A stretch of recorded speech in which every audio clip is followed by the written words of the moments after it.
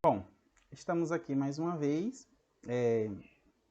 Assim como anteriormente, eu gravei um webinário para os alunos do segundo ano, falando sobre a filosofia do Arthur Schopenhauer e a relação dessa filosofia com o filme A Origem, do Christopher Nolan. Hoje nós estamos aqui. Esse webinário ele é especificamente direcionado aos alunos do terceiro ano e nós vamos falar sobre as teorias socialistas, tá? Lembrando que nesses webinários, o tema que eu escolhi para os webinários é conexões em história, tá? Conexões em história porque nós percebemos que existe uma relação entre o conhecimento histórico e várias outras áreas do saber, e essas conexões estão sendo exploradas nesses webinários. Esse é o segundo webinário, eu espero que vocês tenham assistido ao primeiro e que tenham gostado. Espero também os comentários de vocês, as dúvidas, as críticas, e se tiver elogio também a gente agradece. Principalmente eu quero que vocês indiquem o que vocês gostariam que eu tratasse, de que forma vocês gostariam que eu tratasse nesses webinários os temas que nós estamos propondo para que sejam discutidos e que vocês possam trabalhar em cima deles. Já que o primeiro webinário, que fala sobre a filosofia do Schopenhauer e o filme A Origem, ele tem como objetivo a produção de uma resenha crítica, né? Uma produção textual que é uma resenha crítica.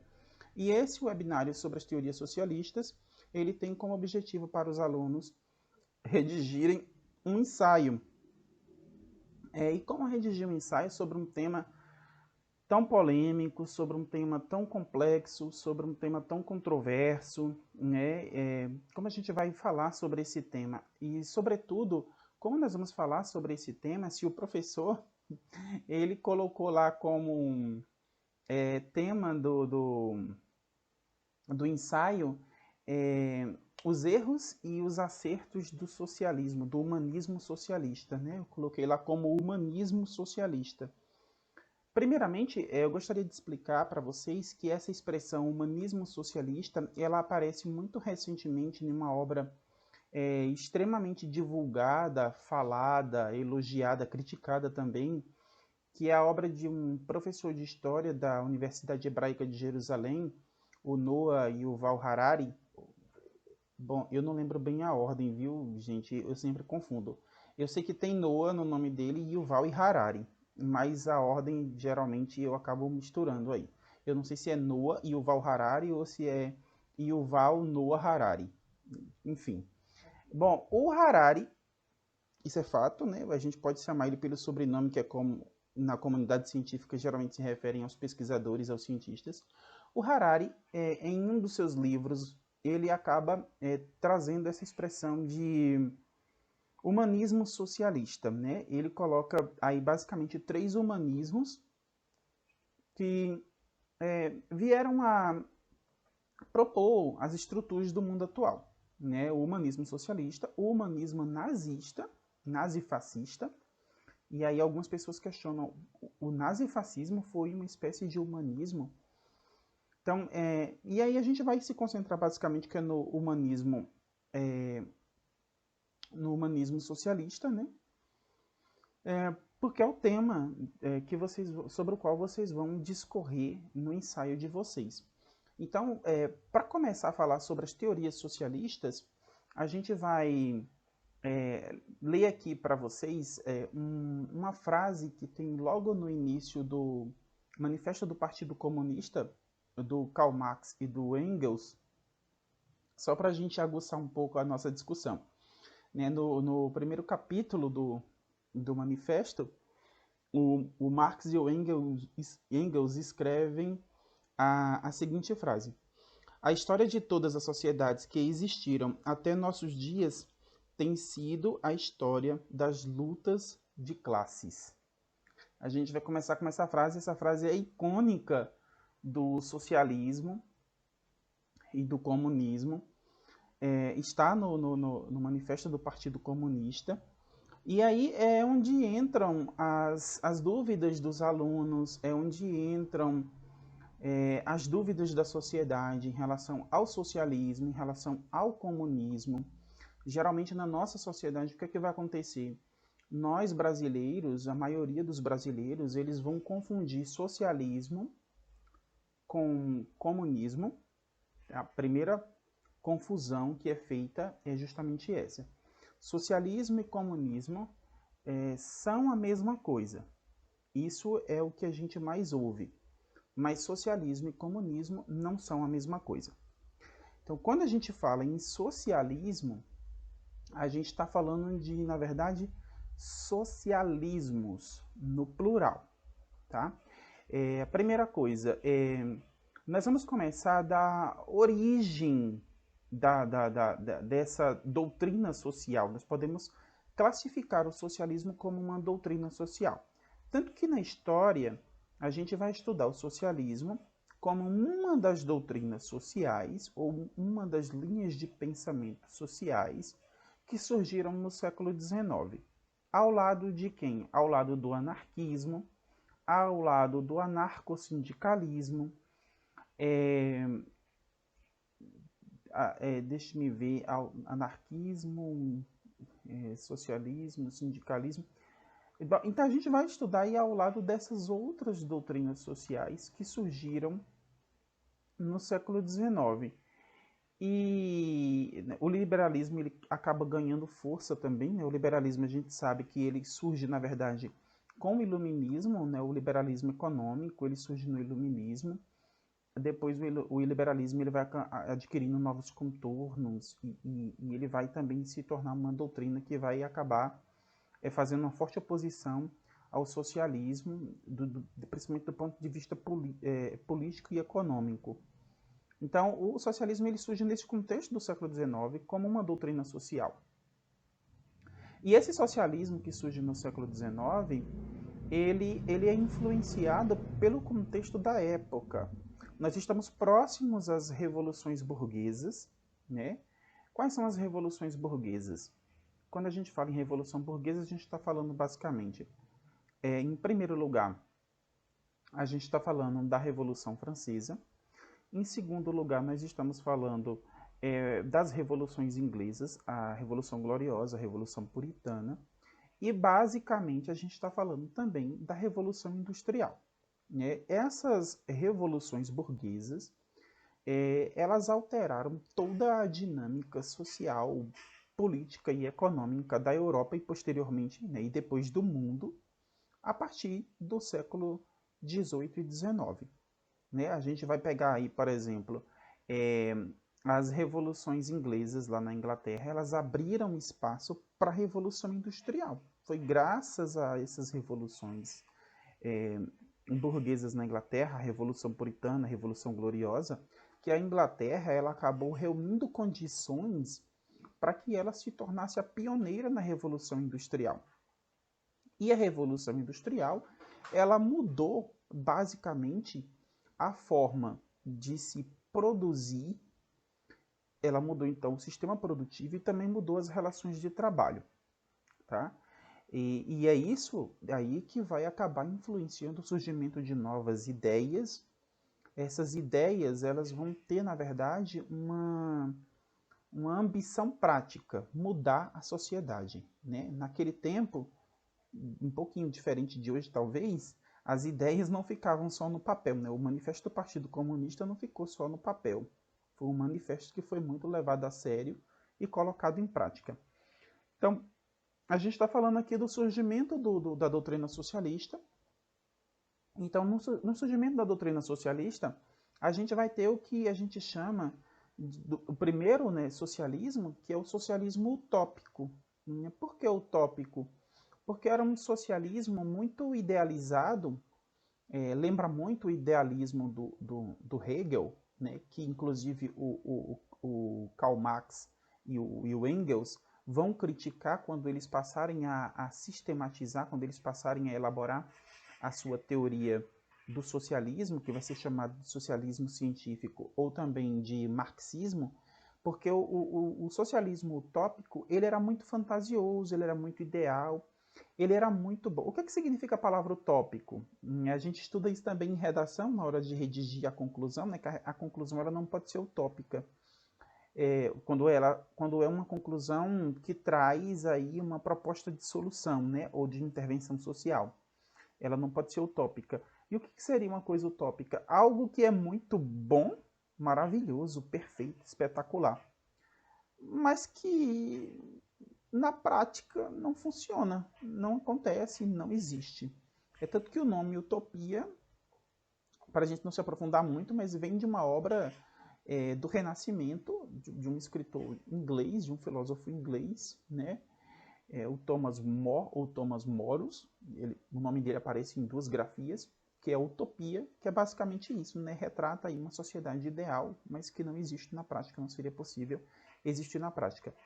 Os primeiros socialistas, eles são chamados de utópicos. Então, a gente já está começando aí a fazer uma listagem dos socialismos. Lembra lá no início, né, desse webinário, que eu falei para vocês que o socialismo ele não é apenas um socialismo. Nós estamos falando de socialismos no plural. Não existe um socialismo no singular, né?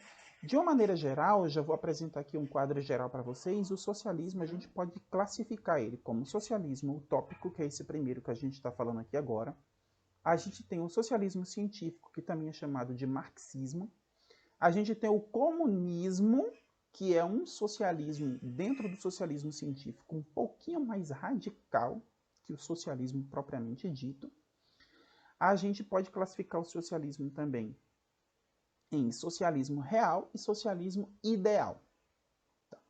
Tudo isso é socialismo e basicamente quando você fala para alguém aqui, né, na nossa república extremamente controversa, quando a gente fala em socialismo aqui, as pessoas acham que socialismo é uma coisa só, que a gente está falando de um produto só, que a gente está falando de uma coisa só. E o socialismo ele não funciona dessa forma, né? A gente tem aí várias definições, limitações, amplificações, como alguns, como uma amiga minha psicanalista, ela costuma dizer, né? A gente tem aglutinação, justaposição, sobreposição. Socialismo funciona nesses termos. Então, socialismo utópico foram os primeiros pensadores que começaram a propor soluções para a sociedade ali do século XIX. E qual era o problema da sociedade no século XIX? O problema foi a Revolução Industrial. A Revolução Industrial, ela mudou duas coisas, né? O processo produtivo e as relações de trabalho. Quando a gente fala de relações de trabalho, é em relação à força de trabalho. Na Revolução Industrial, iniciou a produção em larga escala, com a mecanização das formas de produção, né, dos meios produtivos, com a industrialização, as primeiras máquinas, em alguns casos a substituição da mão de obra humana pela mão de obra pela máquina, né? Não teve uma substituição em termos muito claros, muito definidos, né? Não foi isso, né? Até porque quando a gente fala de modo de produção, a gente tem aí, ao longo da história, vários modos de produção, no sentido de técnicas de produção, né? A gente vai lá da produção familiar, a gente vai passar pela produção, a produção ali artesanal, a gente vai depois passar pela produção em cooperativas, né, em corporações, até chegar na produção fabril. Então, toda essa transição na forma de produzir, isso envolveu tanto lidar com os materiais, com a matéria-prima, com a força de trabalho e com a mão de obra especializada, como também a quantidade, né, do que era produzido.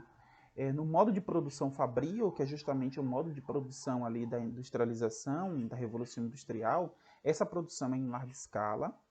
O trabalhador, ele vende a sua força de trabalho, ele é um trabalhador assalariado, e ele é explorado do ponto de vista econômico, né? É uma força de trabalho explorada. Então, qual era o contexto aí da Revolução Industrial? Os trabalhadores, eles não tinham folga semanais, as jornadas de trabalho chegavam a 16 horas por dia, né? Existem relatos em pesquisas, inclusive do Marx e do Engels, de jornadas de trabalho de 16 horas por dia, o que não significa que se restringiam, né, a essas 16 horas. Poderia muito bem ter jornadas ampliadas. Eles não tinham férias, eles não tinham salários condizentes com o trabalho que era realizado. Existia uma exploração massiva, ou seja, em grande quantidade, da mão de obra feminina e infantil. Crianças eram usadas para trabalhar em fábricas, em minas de carvão, quando a gente está falando da Revolução Industrial. A pioneira foi a Inglaterra. E na Inglaterra, justamente um dos motivos da Revolução Industrial ela ter surgido na Inglaterra justamente o que? Foi os recursos que ela tinha ali para promover a industrialização. E um desses recursos era o quê? O carvão mineral. Então, para explorar esse carvão, a extração do carvão mineral, na extração do carvão mineral, eles usavam crianças, porque era mais fácil, né? Assim como nas fábricas também era mais fácil usar criança, que se deslocavam muito facilmente entre as máquinas, entravam em buracos onde um adulto não entraria. Então a mão de obra infantil foi muito explorada. E nessa exploração da mão de obra infantil, né, a gente lê relatos de crianças que perderam membros, que sofreram acidentes graves, que morreram. E também a questão da mão de obra feminina, que também era explorada. Obviamente, a mulher ganhava muito menos que o homem, a criança ganhava menos que a mulher. Então, era uma jornada de trabalho exaustiva. Os trabalhadores, né, não tinham direitos trabalhistas garantidos. Então, esse era o contexto aí do século XIX. Então, alguns pensadores começaram a propor algumas mudanças na forma de produzir e nas relações de trabalho, nas relações entre patrão e empregado. Patrão e empregado no século XIX vão receber dois nomezinhos bonitinhos, né, que a gente conhece muito bem aí dos livros de história e filosofia, que é burguesia e proletariado. Vamos logo às definições. Quem seria burguesia? Brasileiro também, no geral, né, isso segundo Marilena Chauí, que é professora de filosofia da USP, né, doutora de verdade, né, ela não é doutora só por pronome de tratamento, é doutora com título acadêmico. Ela diz que o brasileiro ele não sabe o que é burguesia, porque o brasileiro acha que burguesia é quando você tem certa condição financeira, certo poder aquisitivo. E, na verdade, burguesia não é isso. Em linhas gerais, ou seja, uma definição muito simples, burguesia são aqueles que são os donos dos meios de produção. O burguês é aquele que é dono dos meios de produção. O resto é o que a gente chama de proletariado, ou seja, é o trabalhador assalariado. Tá? Então, se você conhece aí alguém que trabalha como gerente de uma grande empresa, né, de uma multinacional, ele é diretor executivo de uma multinacional. Tá? Esse cara, ele não é burguês, ele é proletariado. Porque se ele não é dono dos meios de produção, se ele recebe um salário em troca do trabalho que ele está realizando, significa que ele também é empregado. Ele não é burguesia. Ele é o que? Ele é proletariado. Tá, mas existe uma grande diferença entre um proletariado que gerencia uma empresa e o proletariado que está lá varrendo uma rua em troca de um salário. Isso é, obviamente, claro, né, visível. Mas continua sendo proletariado, tá? O burguês, ele é dono dos meios de produção. Quer entender isso de uma forma ainda mais simples? Quando acontece um acidente ambiental, por exemplo, uma catástrofe ambiental, como uma empresa, uma multinacional, como a Vale, por exemplo, né? A Vale tem um diretor ali de operações que está por trás das atividades de mineração, como a que aconteceu aí em Brumadinho, por exemplo, né? Vamos pegar um exemplo aí próximo. Ela tem um diretor de operações, ela tem alguém que está responsável por todo aquele processo logístico, administrativo, financeiro, alguém que está por trás de tudo isso, que está gerenciando tudo isso. Tá, aconteceu o acidente ali na empresa, a empresa vai ser responsabilizada judicialmente. Quem vai responder por isso? Bom, o chefe, mas o chefe não é o dono da empresa. Tá? Como que a Vale é controlada? A gente está falando controlada financeiramente. A Vale ela é uma empresa que ela tem títulos de propriedade no mercado de ações. Né? O dono da Vale, ele é aquele cara que tem o maior número de títulos de propriedade da Vale. É ele que basicamente manda na empresa. Ele tem o maior número possível de ações da empresa. Mesmo que ela fosse uma empresa de economia mista, como é o caso do Banco do Brasil, cujas ações são divididas entre o governo e o setor privado, né, e particulares, mesmo que ela fosse uma empresa de economia mista, o dono não é o gerente, tá? O dono não é o gerente. O dono é quem está com as ações, quem recebe os dividendos, apenas o lucro.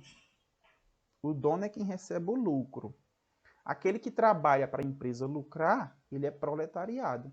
Simples assim, gente. Não tem como confundir mais, tá? Os donos dos meios de produção, burguês. Aquele que trabalha para os donos dos meios de produção, proletariado. Pronto. Então, o que é que acontece? Voltando lá para os utópicos. Os utópicos começaram a propor algumas mudanças na sociedade para resolver essas questões aí da Revolução Industrial, da desvalorização do trabalhador, da exploração do trabalhador. Só que foram três, basicamente, né?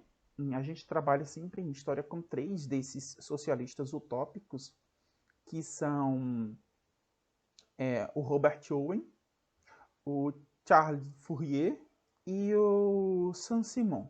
Esses três pensadores, eles tentaram apresentar propostas para resolver esses problemas da relação burguesia-proletariado. Só que suas propostas eram propostas boas, interessantes, mas que não eram exequíveis. E o que é que essa palavra significa? Significa que elas não podiam ser colocadas em práticas. Não dava para colocar em prática.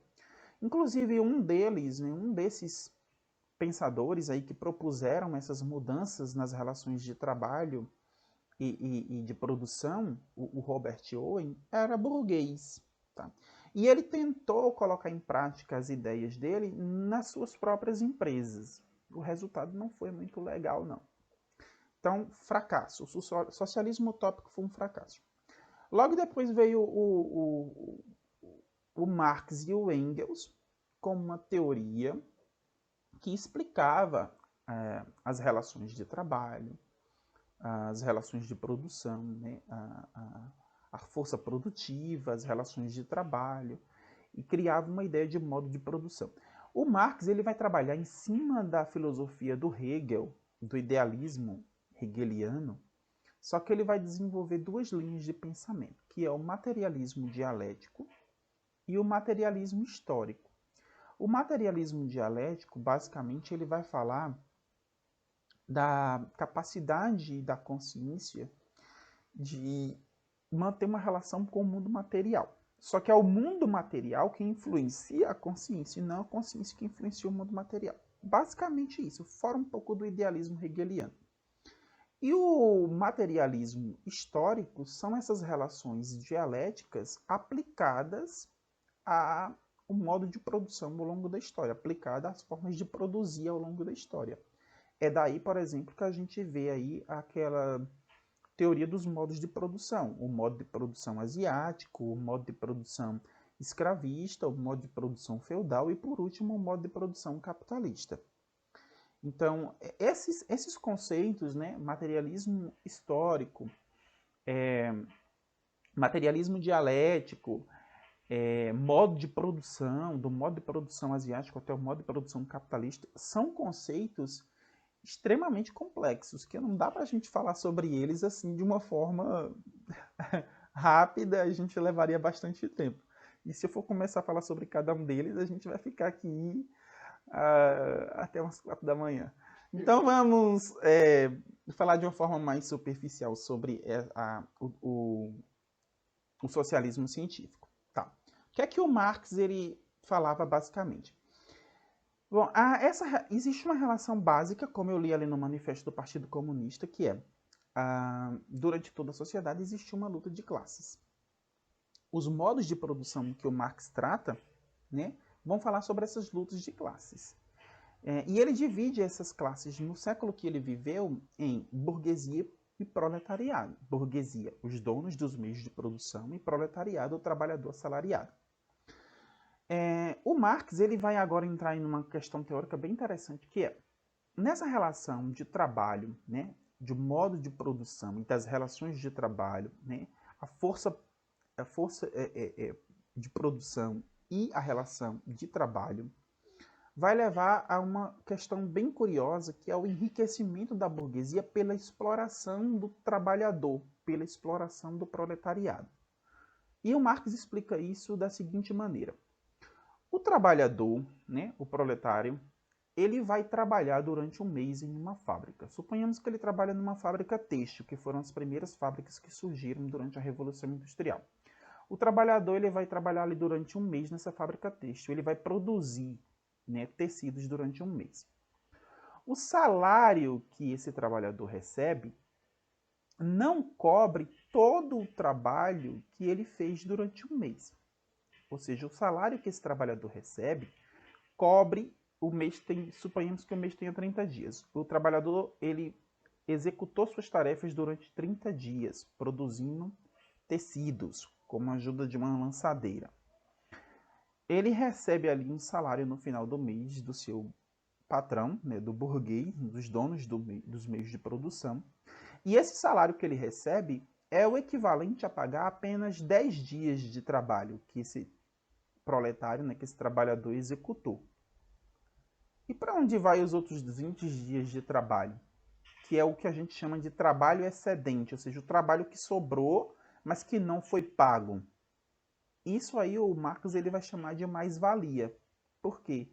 É justamente esse lucro dos 20 dias que o trabalhador não recebeu que o dono da fábrica, o burguês, vai se apoderar desse lucro e vai enriquecer cada vez mais.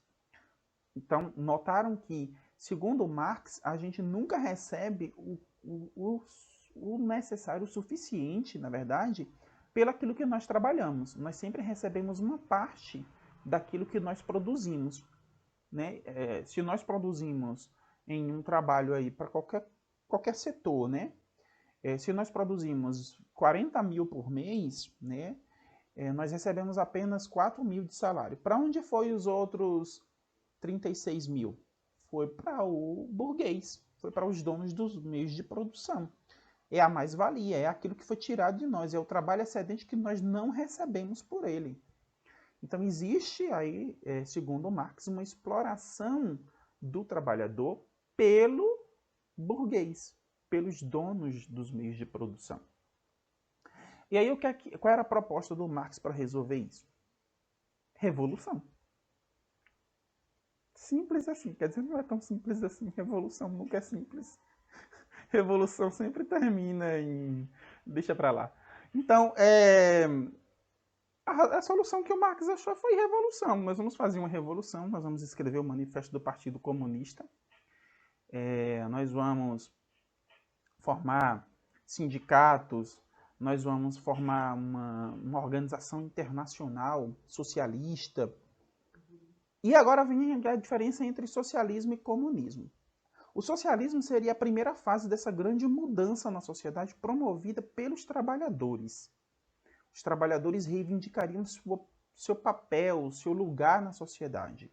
Isso é o socialismo. Porque essa primeira fase da revolução os trabalhadores eles vão ocupar o governo, mas eles não vão acabar com a burocracia, não vão acabar com o Estado organizado, eles não vão acabar com essas estruturas vigentes, tá? Mas depois eles vão aos poucos fazendo algumas mudanças até acabar com o governo completamente e a sociedade vai ser administrada de uma outra forma. E todas as pessoas vão ser iguais nesse sistema, né? Elas vão receber aquilo que elas produzirem da mesma forma. Todo mundo vai produzir, todo mundo vai receber o que vai produzir. Não vai haver diferenças de classes e nem diferenças de salário. Não vai haver diferenças sociais. Essa segunda fase, né, de mudanças mais radicais, onde todos terão, onde vai existir uma igualdade social, política, econômica e cultural, essa fase é o que a gente chama de comunismo. Isso é o que a gente chama de comunismo. O comunismo implica a ausência de Estado como nós conhecemos. O socialismo não. No socialismo ainda existe uma forma de Estado. No comunismo não existe mais uma forma de Estado. É o que o Marx ele vai chamar de ditadura do proletariado, porque o proletariado é quem vai ser o ditador. Note bem que entra o termo ditadura. Até no comunismo, no socialismo, né, no que a gente chamou de humanismo socialista, entra a ideia de ditadura. É como se a ditadura ela rondasse todos os projetos governamentais, né? Qualquer proposta de governo, o conceito de ditadura ele parece que ele está ali atravessado, né?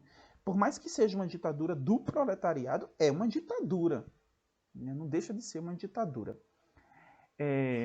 Isso aí é o socialismo científico, o socialismo lá do Karl Marx, que é também chamado de marxismo.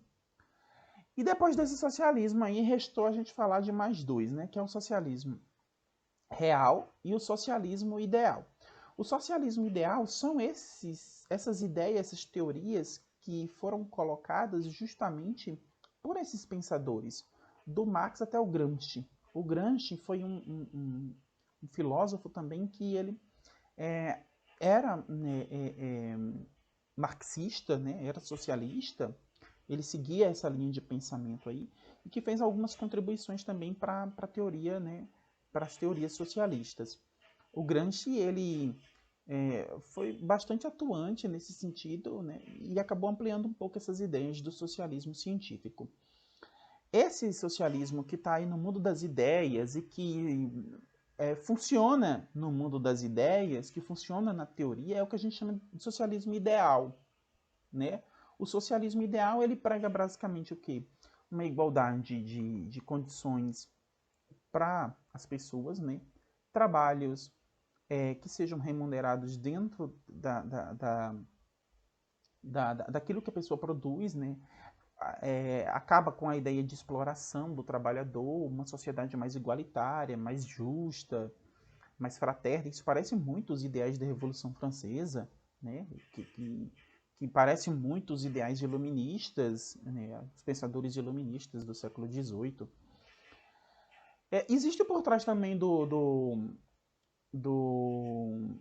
marxismo, né? Do socialismo científico, duas outras ideias, dois outros conceitos que eu já ia me esquecendo de falar aqui para vocês, que é o conceito de fetiche, né? Fetichismo e reificação.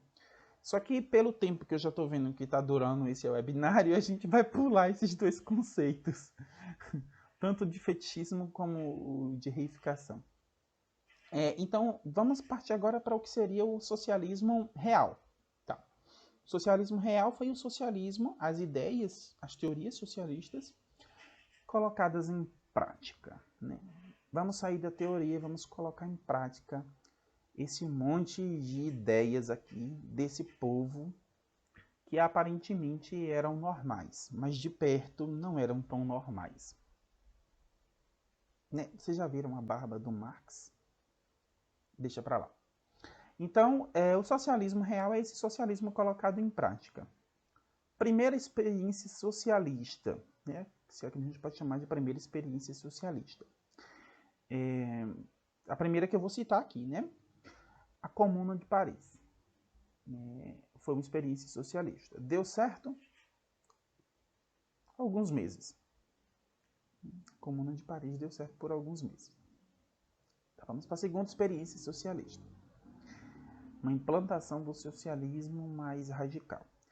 Revolução Russa de 1917. Uma experiência socialista marcante que criou a União Soviética, né? A União das Repúblicas Socialistas Soviéticas. A gente sabe até onde o socialismo soviético ele foi. Foi até Stalin, né? O que a gente chama de stalinismo, que não foi uma experiência muito boa, né? Stalin ele tinha todas as características dos governos totalitários do seu tempo, né? Culto à personalidade, unipartidarismo, perseguição a opositores políticos, censura aos meios de comunicação, campos de concentração e extermínio. Essa foi a experiência socialista da União Soviética. Depois nós tivemos uma outra experiência socialista que foi Cuba, né? A Revolução Cubana. A Revolução Cubana de Fidel Castro, ela trouxe algumas mudanças para Cuba, que antes era, na verdade, um território ali explorado pelos Estados Unidos desde a independência. E isso trouxe alguns benefícios para Cuba, mas, por exemplo, liberdades democráticas em Cuba. Isso era um problema, tá? Liberdades democráticas em Cuba era um problema. Nós não podemos fugir das informações históricas sobre a experiência socialista em Cuba. Enquanto Cuba ela trouxe alguns benefícios sociais em relação, por exemplo, à educação, né, à alfabetização da população cubana, às relações de trabalho, né? Cuba não tinha uma política de liberdade, de manutenção, né, de preservação das liberdades democráticas. E a gente tem outras experiências socialistas, né? O leste europeu, durante o período que a gente chama de Guerra Fria, ele teve aí vários focos como experiências socialistas.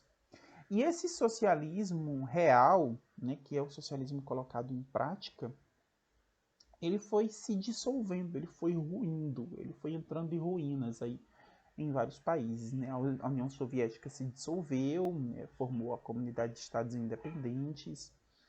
E a gente tem hoje o caso da China, né? Que mantém ainda um governo socialista, isso por causa da Revolução, a Revolução Chinesa, né? Mao Zedong. E aí depois a gente teve essa experiência da China. Na China, que é que a gente vai observar que o socialismo trouxe ali em termos de mudança na sociedade? Basicamente a mesma coisa, o Bucéfalo caiu. Basicamente a mesma coisa que aconteceu nos outros países, né? A China também não é um exemplo em liberdades democráticas, desde que o socialismo ele se tornou, né, a forma lá de governo, né? E nós temos também o caso da Coreia, né?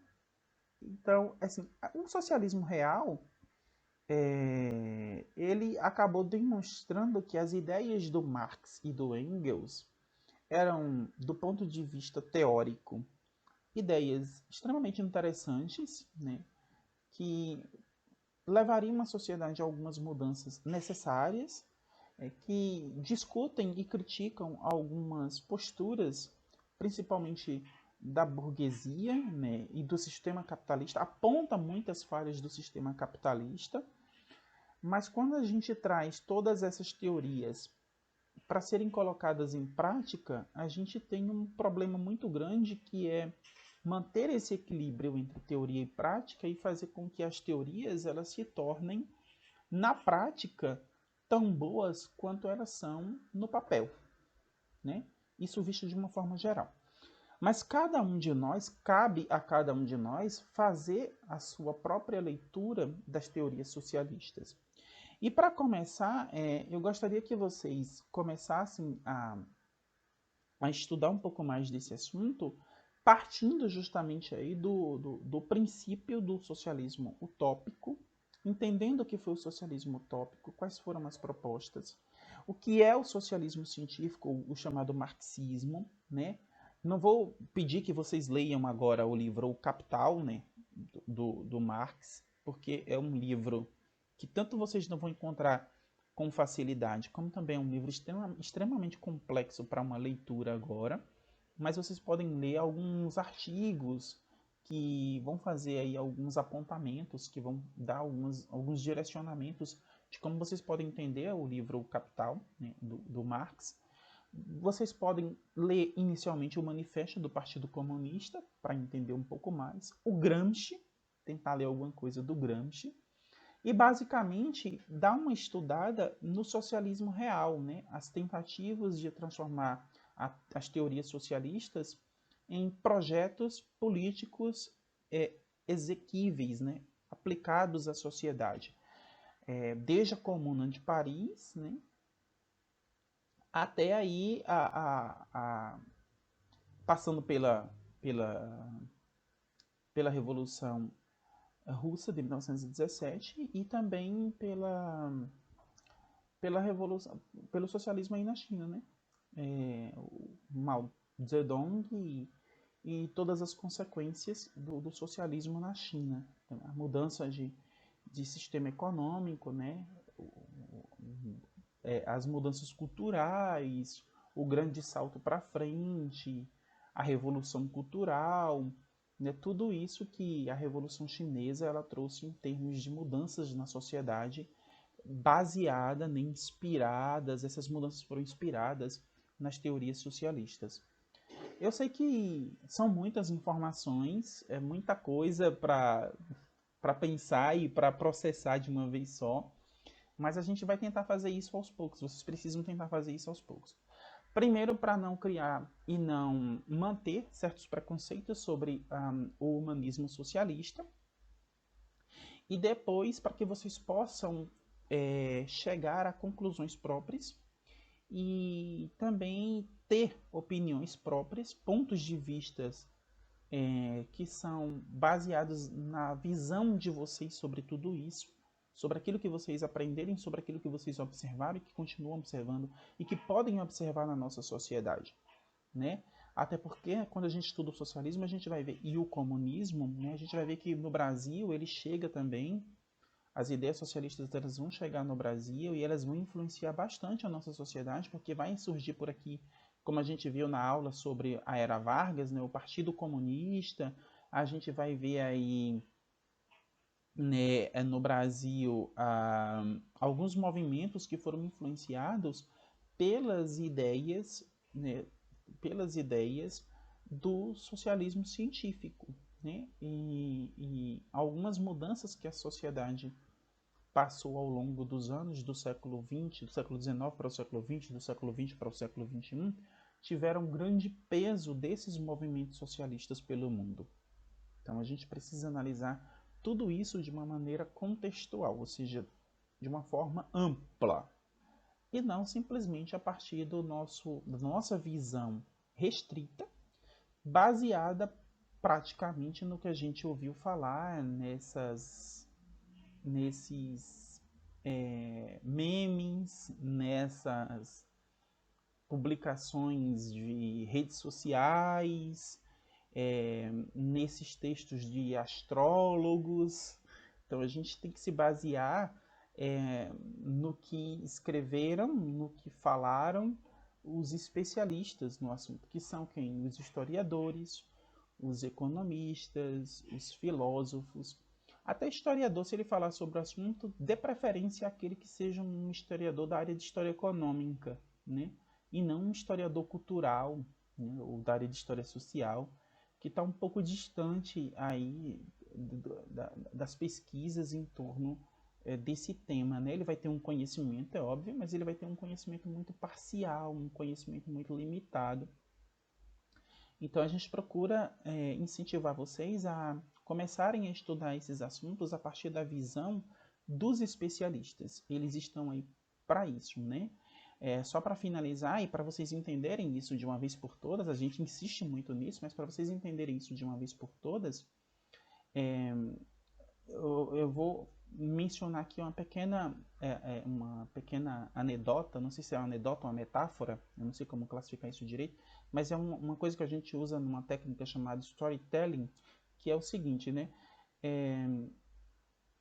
Isso uma vez eu coloquei até em uma publicação, né? Se você fica gripado, ou agora, por exemplo, se você pega o coronavírus, você não vai levar ele no tribunal, né? E colocar ele na frente de um juiz para o promotor acusar o coronavírus de estar tentando te matar, né? O que é que você vai fazer? Você vai procurar um médico, de preferência um infectologista, para cuidar do coronavírus. Então, se você quer entender sobre um assunto em qualquer campo, você tem que procurar um especialista. Se você quer entender melhor o socialismo, o científico, o utópico, o ideal, o real, você precisa ler, você precisa ouvir pessoas que estudaram esse assunto e que estudam esse assunto. Historiadores da área de história econômica, economistas, filósofos, e não jornalistas, colunistas, youtubers ou astrólogos. Então, gente, até a próxima. Qualquer dúvida a respeito do assunto, a gente tem os canais aí de comunicação, a tutoria lá no grupo do WhatsApp, criado pela escola, o Google Sala de Aula, né, no espaço onde vai estar postado esse webinário, vocês podem tirar as dúvidas ou então por e-mail, certo? Então, até a próxima. Espero que vocês tenham gostado e que eu tenha trazido algumas explicações, mais explicações do que dúvidas. Se bem que esse é o movimento mesmo da produção de conhecimento. Nós sempre temos mais perguntas do que respostas. Até a próxima.